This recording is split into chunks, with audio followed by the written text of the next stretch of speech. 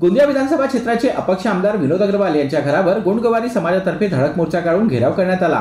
महाराष्ट्र शासन निर्णय 24/8/1985 मधील गोंडगवारी जमातीविषयी असंविधानिक व चुकीची माहिती तत्काळ दुरुस्त करून संविधानिक गोंडगवारी जमातीमधील नागरिकांना सुप्रीम कोर्टाच्या निर्णयानुसार अनुसूचित जमातीमध्ये सर्व लाभ पूर्ववत सुरू करणे आणि सेवानिवृत्त न्यायाधीश KL वडने सर यांच्या समितीने अहवाल तत्काळ प्राप्त करून त्यानुसार महाराष्ट्र शासनाने शासन निर्णय काढावे आणि बडणे समितीला जी मुदतवाढ देण्यात आली आहे ती मुदतवाढ रद्द करून 7 दिवसाच्या आत या समितीचा अहवाल प्राप्त करावा।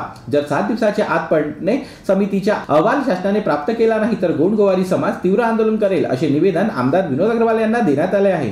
आज आमच्या जिल्ह्यातील आदिवासी गोंडगवारी जमात संविधान संघर्ष हक्क समितीचे पदाधिकारी आमदार कार्यालयाला मला घेराव टाकण्याकरता या ठिकाणी आलेले आहेत। परंतु आपण सर्वांच्या माध्यमातून आणि उपस्थित गोंडगवारी जमातीचे सर्व पदाधिकारी यांच्या साक्षीने मी सांगू इच्छितो की निश्चित रूपाने गोंडगवारी जमात ही मागील अनेक वर्षापासून आपल्या हक्काकरता लढत आहे। त्यांचा जो लढा आहे तो संवैधानिक आहे आणि याकरता महाराष्ट्र विधानसभेमध्ये माझ्या माहितीप्रमाणे या 5 वर्षाच्या कार्यकाळामध्ये महाराष्ट्रातील फक्त मी एकमेव असा आमदार आहे की ज्यांनी हा मुद्दा निश्चित रूपाने सरकार समोर विधानसभेच्या माध्यमातून मांडलेला आहे आणि या सर्व लोकांना न्याय मिळावा याकरता शासनाने वडणे समिती गठीत केलेली आहे। परंतु आज सर्वात म्हणजे महत्त्वाचा मुद्दा आहे, वडणे समितीला 2 महिन्याचं एक्सटेन्शन देण्यात आलेलं आहे। परंतु ज्याप्रमाणे या सर्व जमातातील लोकांची मागणी आहे, या सर्व लोकांची मागणी लक्षात बघता 7 दिवसाच्या आतमध्ये वडणे समितीचा अहवाल शासनाने जाहीर केला पाहिजे ही यांची योग्य आणि रास्त मागणी आहे। या मागणीकरता जो हा आज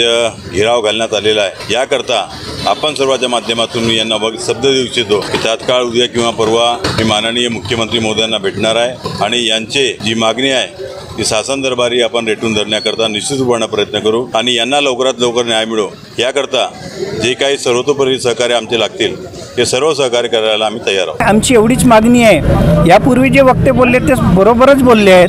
मला आजच्या प्रसंगी एवढंच म्हणावं लागेल की महाराष्ट्र सरकार आमच्यासोबत जो तुगलकी कारभार करत आहे, त्यांनी वडणे समितीला दिलेले 2 महिन्याचं एक्सटेन्शन आहे आणि त्या एक्सटेन्शनमध्ये आम्हाला माहीत आहे आचारसंहिता लागणार आहे, तर हे बनवाबनवीचे कामं न करता वडणे समितीला 7 दिवसाचा अवधी वाढवून द्यावा आणि आमच्या 85च्या GR मध्ये जी आम्ही दुरुस्ती मागितलेली आहे ती दुरुस्ती करावी आणि या गोंडगवारी गरीब समाजाला न्याय द्यावा हीच मी आजच्या प्रसंगी शासनाला विनंती करतो। या 7 दिवसात जर सरकारनं आमची मागणी पूर्ण केली नाही तर आम्हाला सरकारचा विचार करावा लागेल। आम्ही शांततेनं आंदोलन करत आहोत आणि आमच्या आंदोलनाची जी दिशा ठरेल ते आमचे सर्व लोक पाडतील। आज गोवारी समाज एकत्र आहे, गोंडगवारी समाज एकत्र आहे आणि गोंडगवारी समाजाच्या सर्व संघटना मिळून हे संघर्ष कृती तयार आहे आणि संघर्ष कृती या महाराष्ट्र सरकारचा निषेध करते आणि यांना पुन्हा आम्ही येणाऱ्या काळामध्ये काय करणार ते आम्ही समोर ठरवू।